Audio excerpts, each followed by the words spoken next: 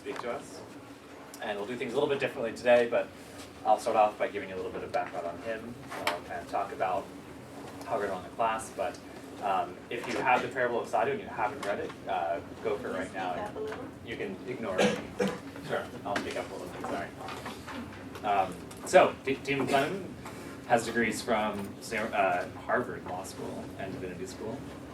And after studying, worked in poverty law just outside of Boston.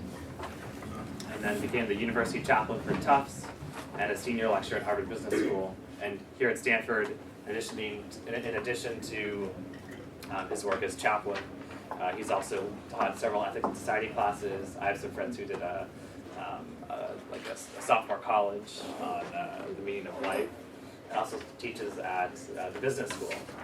Well, his research interests are kind of right at the intersection of religion, ethics, and business. He wrote one book on, I think it was Church on Sunday, Work on Monday, kind of the intersection of religion and work. And then also a book on liberalism and Christianity. So today we have a Harvard Business School case that we'll walk through. It's actually on Bowen McCoy, who was the sponsor of the Bowen McCoy Center for Ethics and Society, our program. So with that, by all means. Great. Well, thank you very much. And so what I plan to do, and can you hear me all right? I'm trying to speak up, okay. Is to teach this class Socratically, the way we would in a Harvard Business School classroom. And that means that you've all read the case in depth. You know you've really thought about the issues before you come to class. And all I'm doing is guiding you with a number of questions and engaging you with each other, and sometimes being obnoxious myself as a Socratic leader, kind of pressing you and turning the facts and turning them, and challenging you and helping you challenge each other so that we really figure out the ethical dimensions of this case.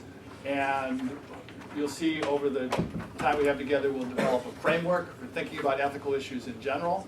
And we'll also isolate moral risk factors and talk about how to avoid getting yourself in ethical trouble through those moral risk factors.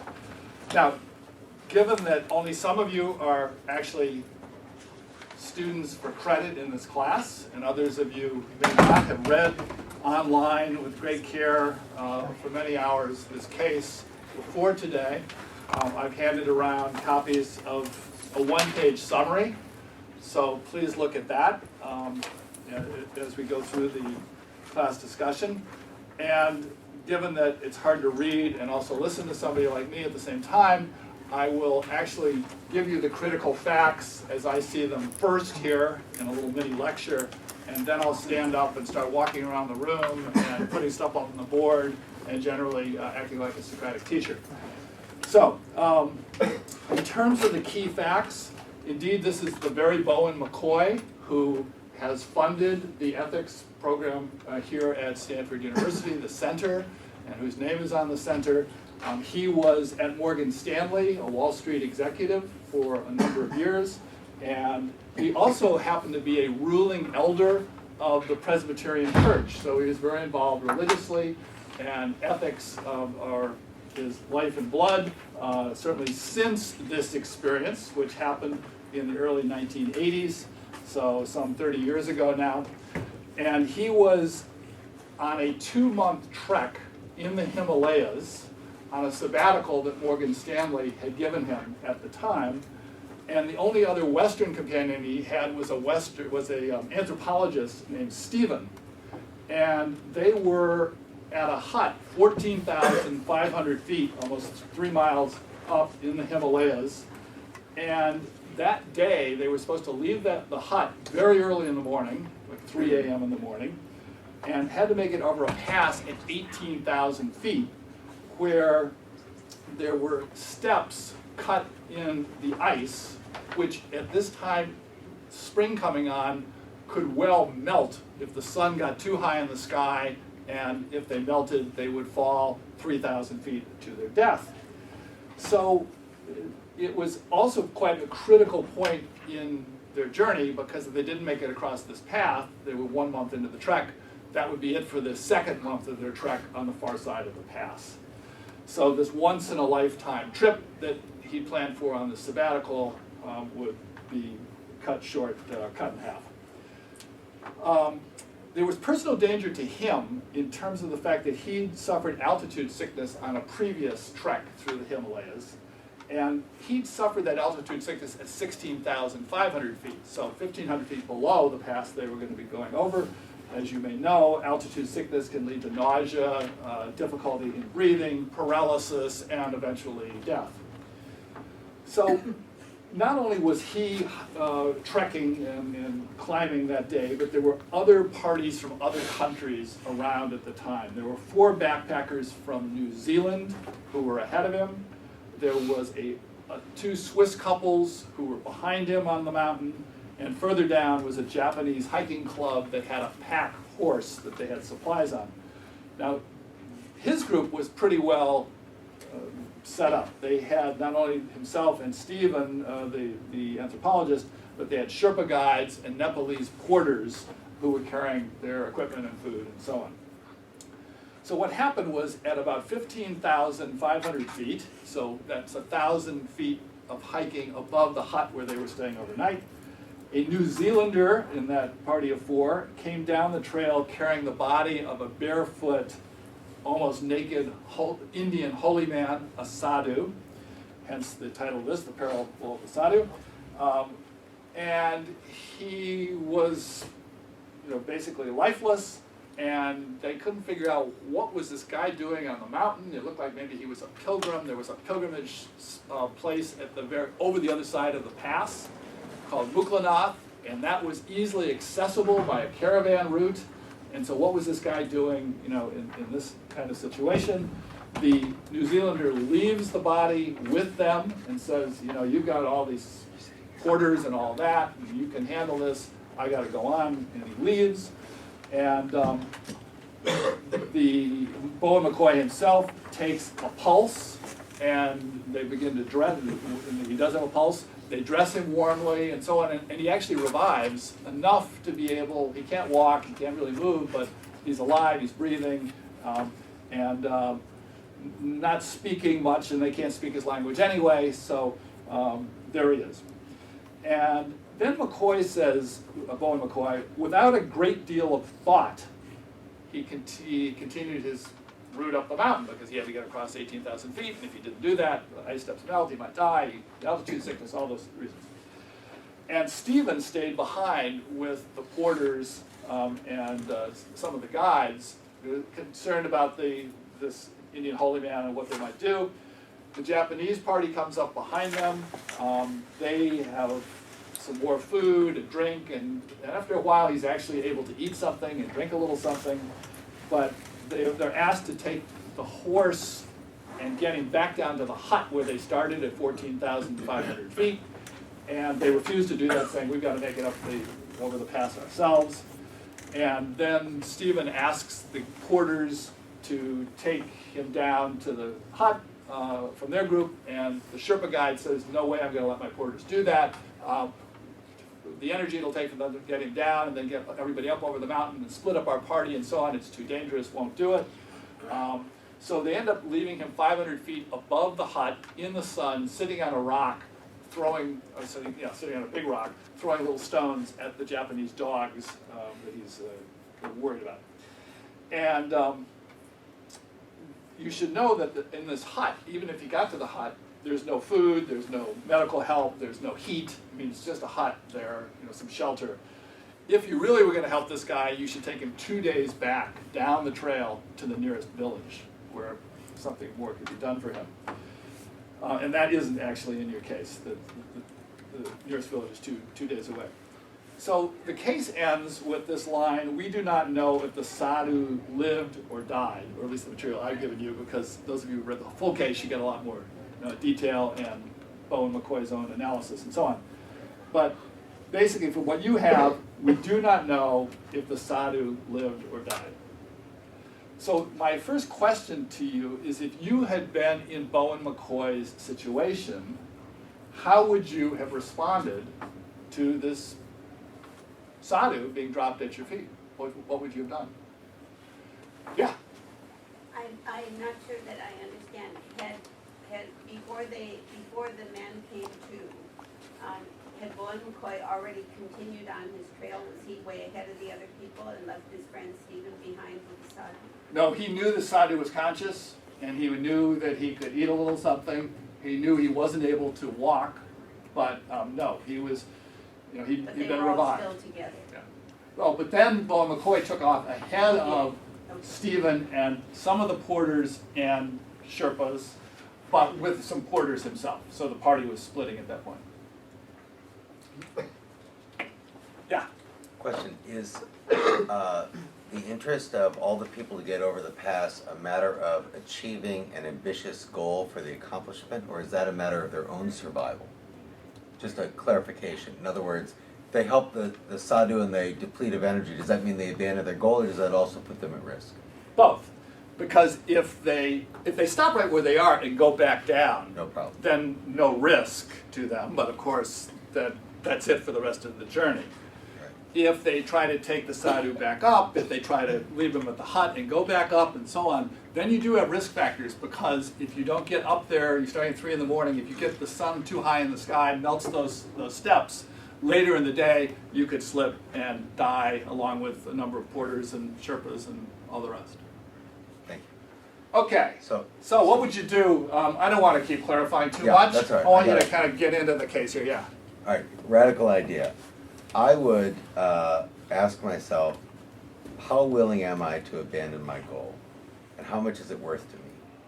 And I would take a sum of money equivalent to that worth, and I would see if I could purchase from others the willingness to abandon their goal and retreat at a price less than it's worth to me. So give me some numbers. Well, I'd say, listen, I'll give you $500 if you take this guy down and take care of him and we verify it.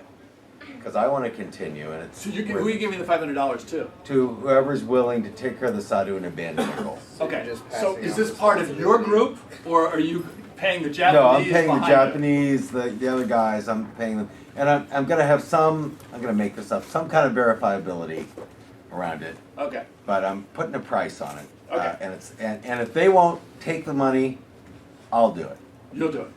And would you keep raising the money because you think, well, Up maybe to the $500, level. I've abandoned my whole trip? I mean, Yeah. you spent a lot more than $500 on this. Well, maybe I go 1,000.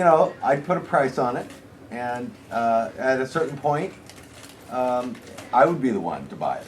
But I'd make it a market. I know this is terrible ethics, but I just want to It's stir up one the pot. kind of ethics. I want which to stir up is- the pot. I would monetize the whole thing, and place a value on the life. And the fallback is that I'm willing to do it if no one else will for a certain amount of money. And we're going to make this a marketplace transaction, recognizing that nobody wants to abandon their goal, but they might for a trade-off of other rewards. But the critical thing that I've heard you say is you will save the Sadhu by taking him to the hut or all the way to the village. Yeah, but first, Which? whatever it takes to. Make sure he's all right. Yeah, I mean, I don't know. It depends on degrees You of have to security. know, we've only got so much time, we're in a class, and you have to tell us what, All will you right. take him back to the village or just to the hut? I'd take him to the hut and then assess whether he has a chance of survival, and then I would make second stage. You can make the assessment right now. In the hut, it's cold, there's no food, there's no medical care, and so on. So maybe he'll make it another night or something like that, but there's nothing. Likelihood he'll die. Wouldn't you think? I mean, the Yeah. guy, you're leaving him in a, I'd really raise the cold hut. price for others, and if not, I guess I'd have to do it. Okay, so we've heard you say you're going to get him back to that village either by paying somebody to do it or doing it yourself. But the bottom line is you're not going to leave him there. Okay. That's What one view. others' thoughts on this? Yeah. I guess there's an issue because even like it was in the story, it sounded like Stephen was willing to take care of him, but he didn't have help from others and he couldn't have done it by himself. But it also didn't sound like he made a very big effort to try and convince other people around him that, hey, this is a human life, like I can't believe you're just walking off and abandoning this person. Okay, so you're Bowen McCoy. Remember, that's what I'm giving you Right. this case. And what do? You figure Stephen can take care of it. No, if I were McCoy, I guess I would team up with Stephen and see if us two were to hire a guide, because I think those were the only two that had hired that specific guide. The guide kind of has to do whatever you tell him to. This is your trip. You Yeah. paid for it. Right. You tell the guides. I mean, obviously they want to, help people get, into the Himalayas and have their experience. But you're paying, and if you say, we'll pay you the same amount we would for the whole 2 months, even if we spend just 2 days going back and, seeing if he's all right in the village, and that's it for our trip, you're in charge. So you and Stephen can decide to abandon the trip and pay the guides. And that's it. That's that, right? I mean, So I that's don't, what you yeah. do. That's what Really? I think I would do, because Really? You're going to abandon this whole sabbatical trip and everything for this absolutely, guy? yeah. This guy, what's this guy's own responsibility? I mean, he's naked up in, in the middle of the mountains. He's some Indian holy man. He could have gone the other way. Why has it become your responsibility? Wait, we don't know he could have gone the other way. We don't know anything about him. We can't make any assumptions. Well, that's true. We can't even speak to him. There's nothing we can do but just look at him there as some human being that for some reason is naked in the mountains, but we have some sense he's a holy man. Maybe he meant to do this. Maybe he had been in Muklanath. He's been through the cycle of rebirth, thousands of times, millions of times, who knows how long we go through the cycle of rebirth. And he's finally reached this stage of enlightenment, and he's been blessed in Muklanath and sent off to die in this ritual way, and taken off all of his clothes, and he's gone down several thousand feet to die, and just as he's about to die and pass on out of the cycle of rebirth into nirvana, moksha, whatever, along come these do-gooding, Stephen and Bowen McCoy, and they revive him, and now he's back into the cycle of rebirth for millions of eons. So yeah, we know nothing about him, but we have a little bit of indication. So why don't we let the guy do what he's going to do? What about his autonomy and letting him make his own decisions about his life? Who are we Westerners to be ethically imperialistic? So I'm still with you, Miss, who made this comment of us not knowing anything about him. You want to, don't you know something about him? Well, I guess maybe if he was trying to die, he wouldn't have eaten. Yeah, okay, so he hasn't eaten. Well, no, what I'm saying is, you said that he was able to eat.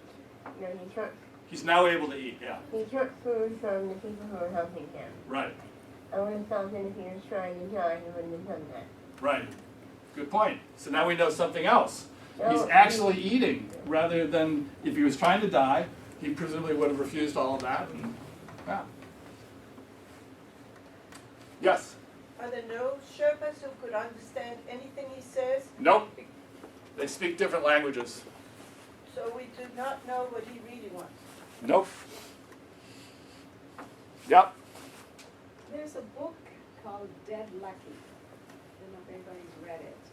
It's an Australian man, somebody or the other, who went up to Everest and had similar experience where people left him to die because it was a choice between them surviving or taking Ben with him. And Ben had gone through a lot of Buddhist meditation and things, and he has this, he came back to write this book, but, and of course the family were told that he's dead, I mean, he never survived, that they left him. And so he then had this experience that he was meant to be something in a transcendental state, and he got himself up and just moved, and then there was another group that was coming, and they essentially, and the Sherpas, whom he was supposed to have, were beating him up, because they were trying to get all his watch and whatever else he We got to get back here. You're Bowen McCoy. You have this story in the back of your mind. You got to make a decision. What are you going to do? And so Given some. I would go with what you're saying, that he's a sadhu he would know, and I am not his keeper. Okay, so you're gonna basically just leave him. I am going to, yes, and I will go and see if I find somebody else who's going down to ask if they can help me take him there. I mean, in some way, it's not as if nothing has been done here. The New Zealander has brought him down. He's found an unconscious guy. He's brought him down. Now you could say this was a bad role model because he just dumps him and takes off, or you could say it's a good role model because he did something, and Bowen McCoy and his party, get him revived, and they've got some clothes on him, and they've given him some food, and then maybe the next party somebody else will figure. So I mean, people are all kind of pitching in, and then you sort of let the transcendent work, as you seem to be saying, and between people and his own transcendent abilities, he survives or not, and it's all part of the great force of life and death, and it's all fine. How's that sound? Yes. Now, are you all that are really engaged in the discussion here students? Are you the credit-bearing students? And if not, what's wrong with you students? Come on. But go ahead. Okay, if I were Bowen McCoy, I would say, why am I on this trip anyway? For self-satisfaction that I climbed 18,000 feet so I could tell my friends about this great trip I had? I'd rather be able to tell my friends that I helped save the life of a guy who appeared before my feet. Yeah, exactly. I mean, you go back to the cocktail party, in New York, and you're able to talk about the story of this guy you saved and all of that. That's a lot better cocktail story than being just another guy that was able to, do some trekking in the Himalayas. And besides that, you're a ruling elder of the Presbyterian Church. So, you like telling, about how you saved a life, Good Samaritan, the whole tradition around that. So yeah, why wouldn't you do that? So the question is, why not tell?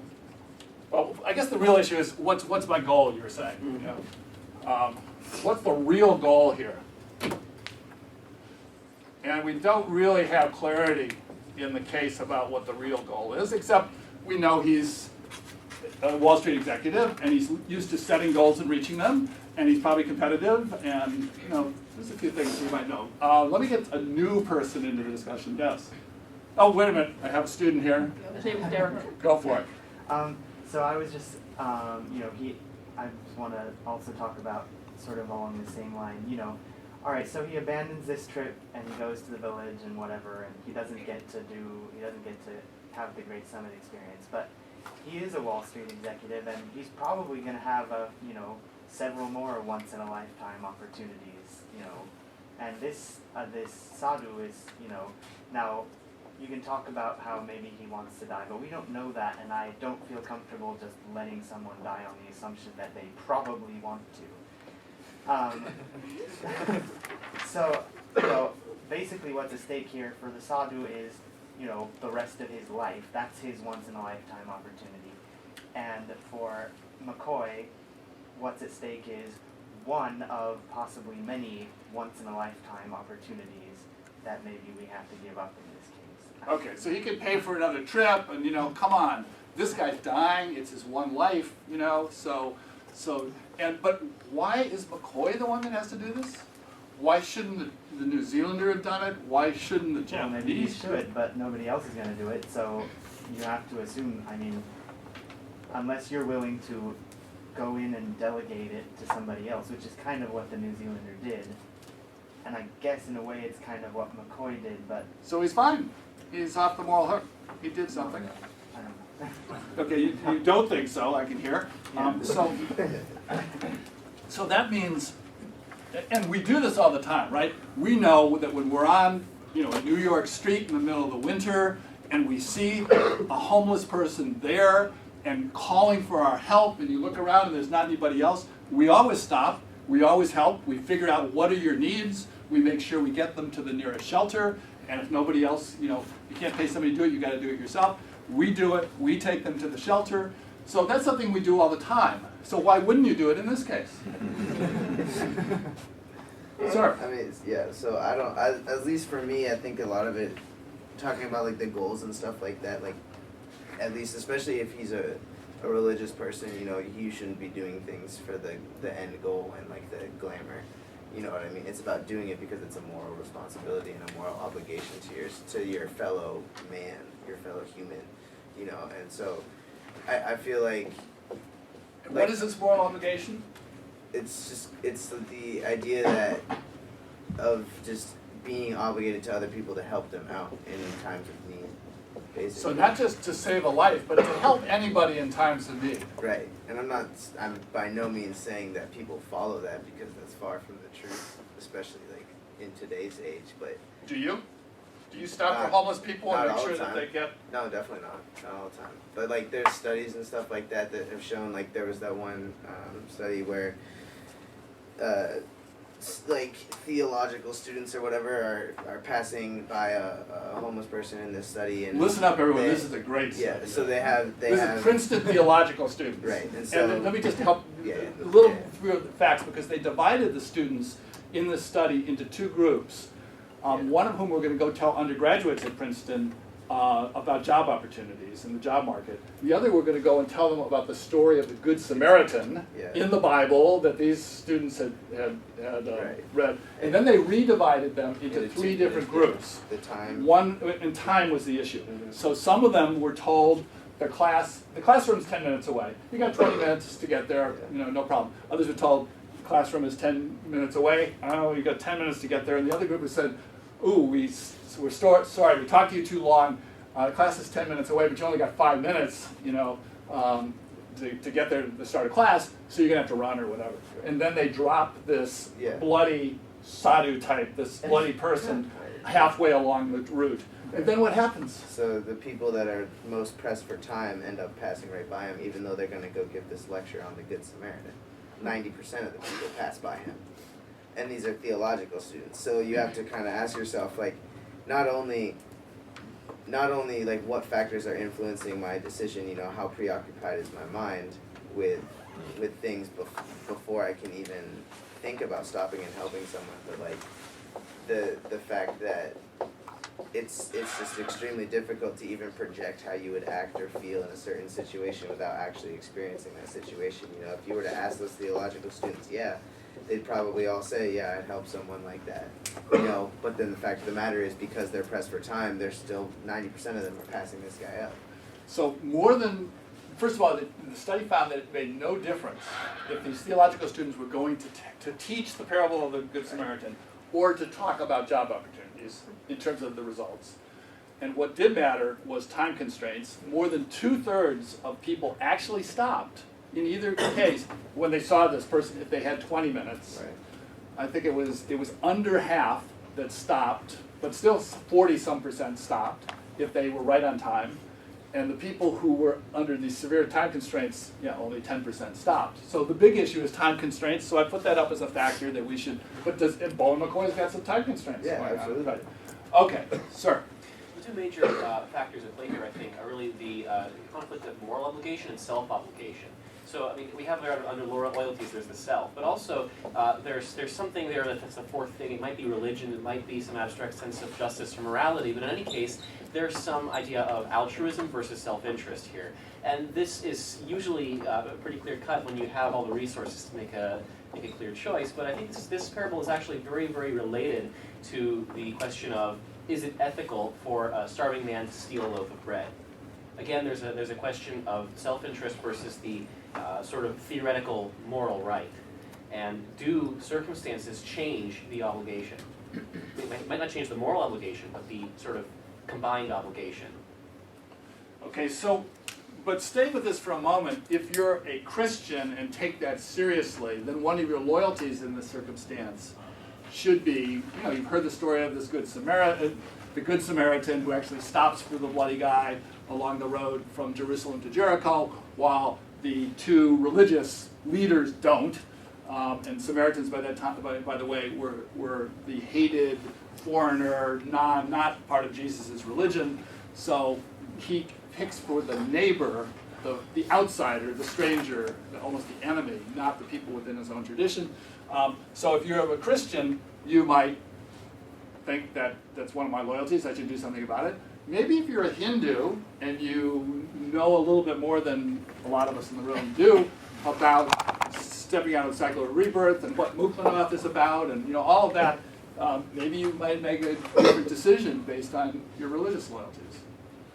I'm staying away One from more. you because you've spoken, I but know. there's all One these more. people who haven't. But Well, I think this is very context dependent, and imagine this thought test. Scenario A, I gotta. Sorry, just in terms of time, I want to Right. stay with the case and with the facts of the case. Yes, sir. It seems that sometimes when people stand in relations of dependence to us, that can change whether so for instance, it seems like parents have certain kinds of moral obligations to secure the well-being of their children that they don't have to the children of other people. And it seems as though there's some sort of relation of dependence that's created in this case in virtue of the Sadhu being presented to McCoy and his brother. So there's something about our own people. It's our family, our friends, our people who are close in. And you probably could say if this had been a white Western woman in an LL Bean outfit, up there on the mountain, he might have made a different decision because she was, more of his people, and this guy is not his people. Well, it might have made him see what maybe was actually the case. That what really matters is whether people are depending on you and not whether they're your own people. I mean, we might be more likely to see that people are standing in a certain relation of dependence to us if there are certain sorts of superficial similarities. Well, who is dependent on us? Oh, I'm not at all sure. I mean, how do you decide who the dependents are? I mean, that's what really matters. There are people It on just your seems tax form, that you can list as dependents. Right. But Right. after Seems that, savage. I mean, who is our dependent? Is the Sadhu our dependent? Well, it seemed to me that there's a real sense in which he is. McCoy's dependent. And the reason he's dependent is he's helpless, and he's there he is, and There you he and is, him, yeah. and you're helpless and so on. So why wouldn't you do that with the helpless homeless person late night? Oh, I'm not sure we could distinguish those two cases. Just another consideration to bring up for your collection of loyalties. How about the interest of the company? I mean, you mentioned that this sabbatical was founded by, for their executive, presumably for the purpose of him gaining some added perspective on life to make him a more effective leader. And perhaps it's worthwhile to consider if that objective could be equally met in helping the Sadhu, just as much as it could be met by making its way all the way over the pass.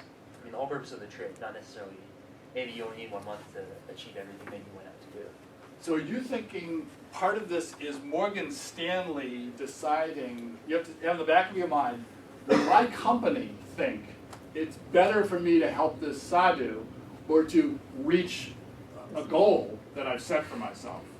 And that should be in the back of your mind too, because you're going to go back to your company and this may affect your future with the company or your salary level or your reputation or something like that. So how's Morgan Stanley going to feel about what you do?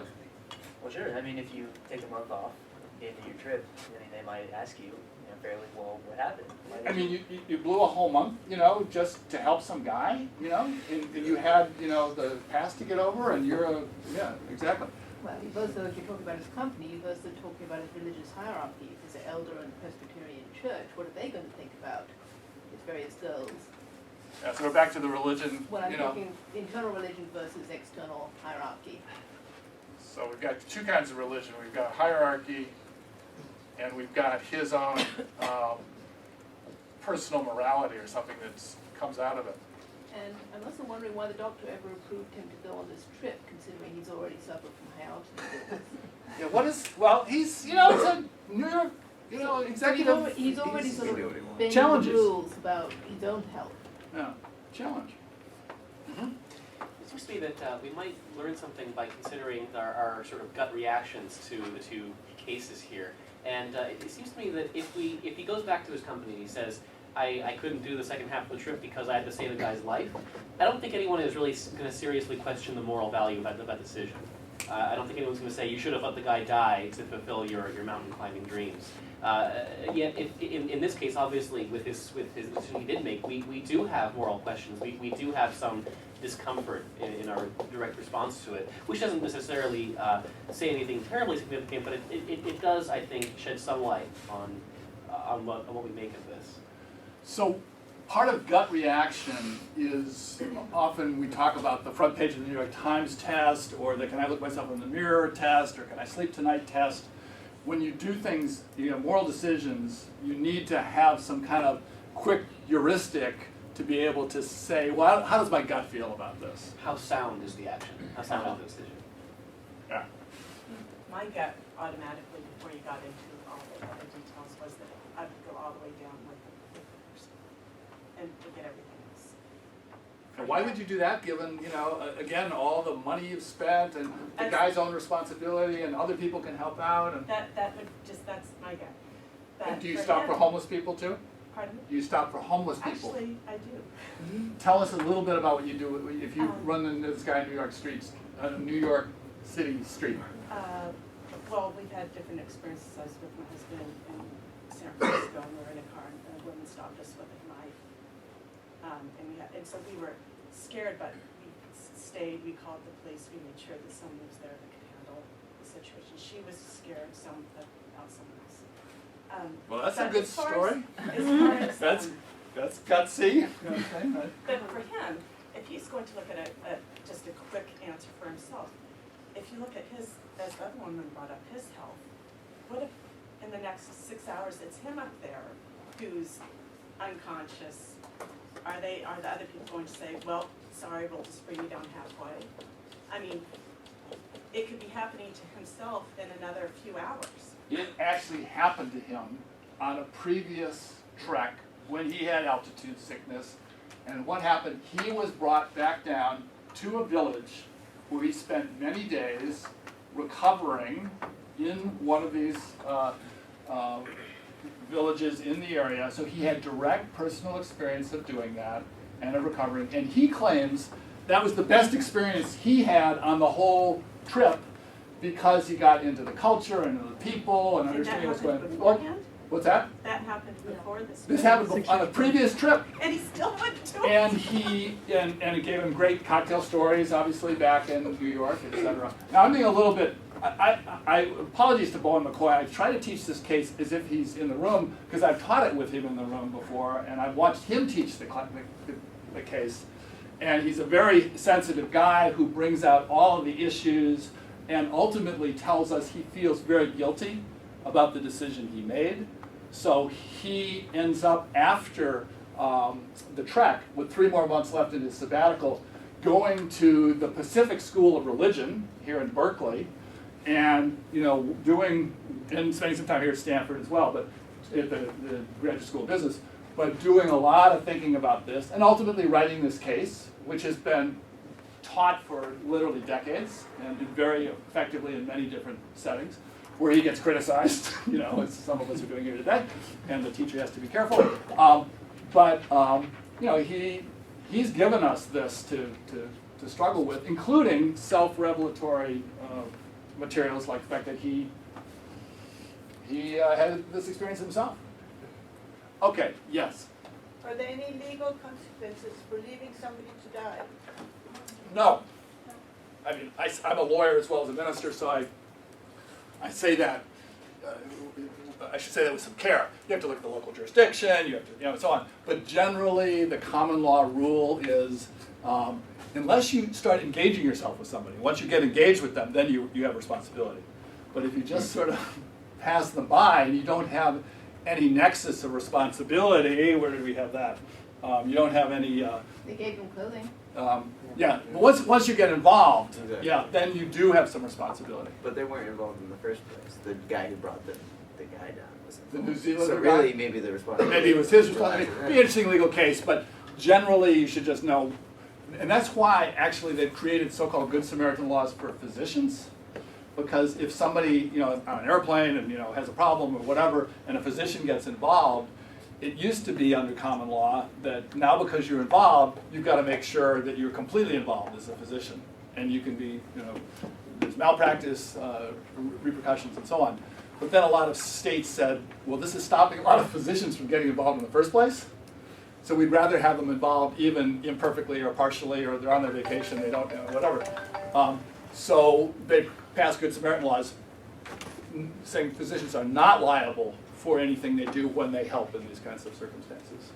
Okay, I'm going to need to switch here, just watching the clock myself, to tell you a little bit about what we've done and then go into the next part of this exercise. So this box of 4 quadrants is named Potter's box after a philosopher an ethicist at Harvard. And in these 4 quadrants, you should put the facts of the case, the loyalties involved, the mode of ethical reasoning, and the worldview, which I haven't told you much about yet, but as we've been talking, the worldviews I'm sort of hearing coming out are certain religious worldviews about Christianity maybe and Hinduism. Worldviews, we started off with an economic worldview. Let's look at how we monetize this, and it's another way of thinking about how to resolve a problem. So every decision that you make, not just moral decisions, any decision making, always a necessity involves these 4 quadrants. You're always going to have some view of the facts. You're always going to have some loyalties that are involved in the case. You are going to use some mode of ethical reasoning, whether you know it or not. And you're going to have behind it some worldview from which you're operating. And what Ralph Potter, who's generated this idea of the Potter's box, says is be careful when you're making a decision personally or when you're in a discussion like this to try to isolate the different areas of engagement in these 4 quadrants. Because if you change just one fact, you change your worldview from Christian to Hindu, as we've said, or you change a fact about what the sadhu really wants or doesn't, and so on, you can change your whole decision-making process. And it's helpful when you're having discussions and arguments to make sure that you're at least talking in the same quadrant, because sometimes people will be talking worldview and somebody else will be talking facts and so on. Now, the second thing that I think is important about Potter's box is, this is me, not Potter. I think we are least conscious of our worldview when we're making these kinds of decisions, and usually not very conscious of our mode of ethical reasoning. We sometimes get into our loyalties, but we most often argue facts. And when we argue facts, they are often quite dependent on what our loyalty is, and what mode of ethical reasoning we're using, and what kind of worldview we have. So much so that I think you could look at worldview and see what facts are going to be either pulled out of a situation or emphasized in a situation. So the more you can bring to consciousness these often less conscious dynamics, the better. So any questions about that kind of framework before I go on to the second part of this and get you out of here by 1 o'clock? Yeah? So the worldview, why would you say that needs to be paid attention to more? Because it seems like a lot of issues are very location-based, so I don't know why I would bring in a worldview from somewhere else if it doesn't really relate to...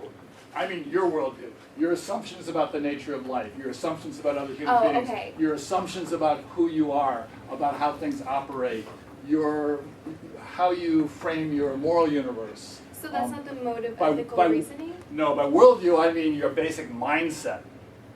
Are you Western? Are you Eastern? Are you male? Are you female? Are you, to the extent that affects these things. So maybe there's a better word up there, like basic assumptions about reality or the world. And those basic assumptions do have a lot of power because, for example, let's say your basic worldview, when you do a lot of things, is economic. You feel human beings try to maximize their self-interest. They try to, in the economic sphere, but also maybe in who you marry or who your friends are or whatever. You try to maximize your self-interest. And if you do that well and with real attention, actually the invisible hand of the marketplace will work, and we'll have the most productive and effective, not only marketplace, but maybe society, because if you use market analysis and market thinking, that ends up being most efficient and distributes goods and resources in the best way, and actually helps human society more than any other worldview. Now, if that's your way of thinking, then that will affect what kind of mode of ethical reasoning you're using. You're probably using ends-based rather than a duty-based mode of reasoning. And we've got the sort of three classic ways to think about ethics is the first one, we're monetizing and so on. That's ends-based reasoning, or you could say utilitarianism is ends-based reasoning. The greatest good for the greatest number. I mean, either you're looking at bottom line from a say a business perspective, or greatest good for greatest number. You're looking at the ends. So that's ends-based, and the fancy word for it is teleological that ethicists talk about. The second is duty-based, and that's so-called deontological. These are just Greek words that mean duty and ends. And duty-based reasoning is saying, I have to save a life. I cannot tell a lie.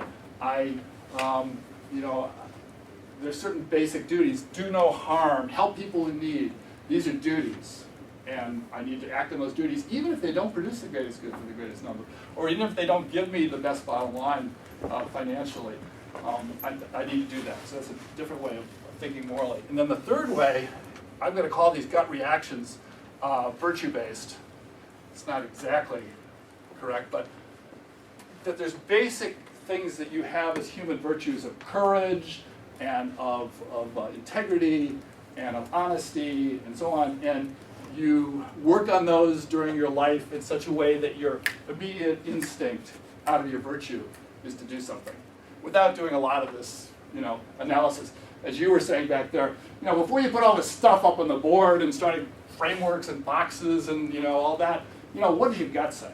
So, and that usually comes from your having worked through various kinds of disciplines and so on virtues in your life by which you'll then respond like that. Okay. That's a framework. Hopefully it'll be useful to you, not just in ethical decision making, but in anything you do.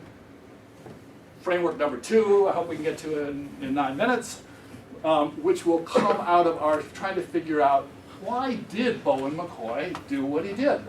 Knowing that he felt guilty about it afterwards, knowing he's really with the Presbyterian Church, knowing that he's funded ethics programs at Stanford and elsewhere, that he's a very decent human being. Why did he do this? Because no one else was helping. No one else was helping. So he has, in effect, kind of bad role models. You're up there and you've got the New Zealander dropping bodies and the Japanese saying we're not going to do anything and so on. So, that's part of, now I'm just doing the same thing as everybody else.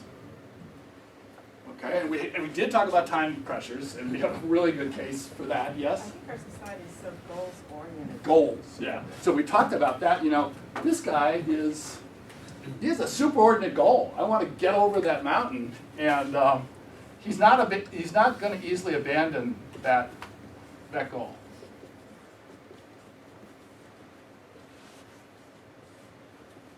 Yeah?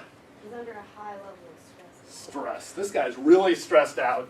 I mean, we have no idea what it must be like to be up there risking altitude sickness, being really cold, knowing your life is in danger if you don't get across those steps just by them possibly melting and so on. So there's a huge amount of stress going on. Yeah? He's got non-unique responsibility. You might say the bystander effect, and then he's got lots of other people who can similarly act. There's no unique duty for him to be the one to act. So he can, what's the word? He can basically sort of pass this whole thing off to somebody else and say, wasn't really me. And everyone's doing it. And of course we had another classic case of Karen Genovese, who was being murdered outside an apartment building where hundreds of people watched it go on for a very long period of time. She runs, she yells for help, she's stabbed, she gets away, it goes on and on and on. Nobody calls the police. All you do is pick up the phone and call 911. Nobody does it. And when they interviewed people later, they said, oh, I thought somebody else would do it. Or, I didn't want to get involved. Or, you get the police in and they're going to look at my house and, So nobody calls the police. So the bystander effect. What else? Was good enough. What's because that? What he did was good enough. Did something. Yeah. Huh.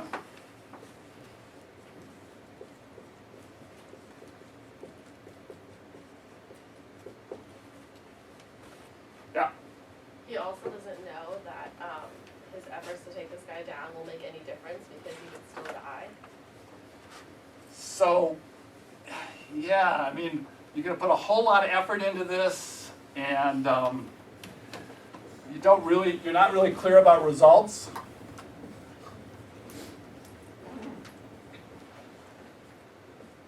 But why would that stop you? I mean, you basically figure you guys are lost cause, and why would this stop you? Because you feel like you jeopardized your trip for something that you didn't even save this guy's life. There was no end result to what you did. You made his last moments feel more cared for? Maybe he'd been, maybe he'd been ripped off by somebody, up in the mountains, taking his stuff and throwing him over the edge and so on, and now his last moments have people who are caring for him. But realistically, you're probably right. That's most of us would want to save the life. Yes. They did split the decision because there were two people in that party who had a position to make a decision. It was him and Stephen. And when he went ahead, Stephen could not unilaterally make a decision because he could not abandon the person who'd gone ahead.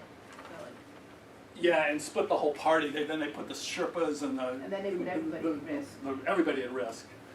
However, McCoy can't get off on that, right? Because McCoy could have said when he was where he was, we're all together now, I'm paying for the trip, or Stephen and I are paying for the trip.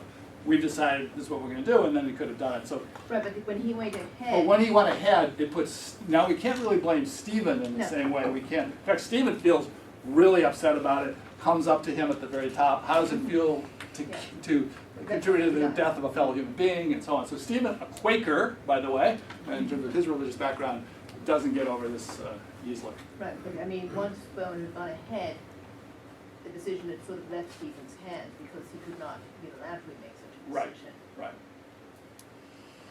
Anybody else on why McCoy would do what he did? Yes, sir.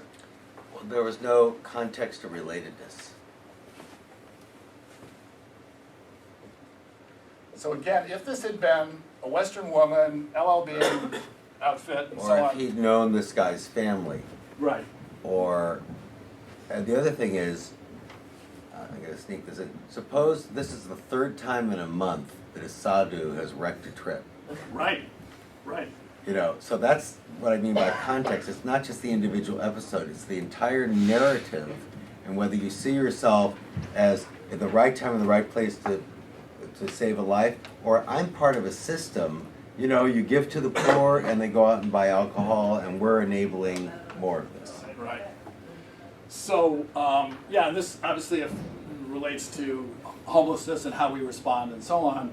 We often, when we're going down the street, I once preached a sermon, 12 reasons why I don't stop for homeless people. Now, it was tongue-in-cheek because I hope I stop for homeless people a lot and, under some difficult circumstances that I try to work for shelters and a whole lot of stuff. But in the back of my mind are things going on like, well, it's dangerous, I'm not going to stop, or if I had the time I would, or if this was somebody I really knew I would, or there's a lot of reasons why. Or how unique is this? Yeah.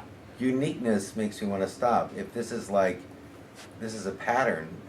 So this is why we have great, we're so responsive to a mining disaster. We spend huge amounts of resources to go down and save this unique, group of miners, while at the same time we don't have the legislation and the protection and so on for, black lung disease and all kinds of other things where we kill off lots of miners, but, it's not the unique moment. And same thing with homeless people. When there's just one or two homeless people that you meet, over a year or two, you might really pay some attention. But when at the next block there's another homeless person, the next block there's another homeless person, after a while you get kind of inured to it and you say, not my problem, I give to the Red Cross or something, and let the government take care of it because we should be paying for better shelters and so on, and using our tax money well to do that, and that's not my problem.